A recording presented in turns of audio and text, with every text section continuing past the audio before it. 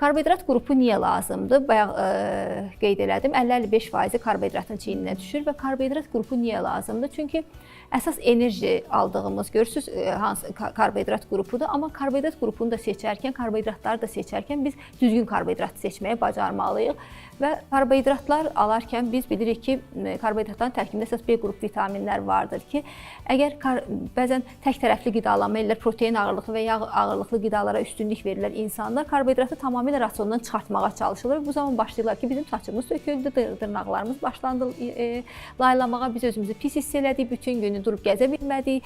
Yəni çünki alacağımız enerjinin əsas hissəsini biz rasiondan çıxartmış oluruq. Karbohidratı tamamilə çıxartmış oluruq. Ona görə də karbohidrat seçərkən də mütləq mütəxəssislə irəlidə mən deyəcəm hansı karbohidratlara üstünlük vermək lazımdır. Seçərkən də mütləq mütəxəssislə razılaşıb ondan sonra karbohidrat seçmək lazımdır ki, bu gələcəkdə bu hallarla rastlaşmasınlar.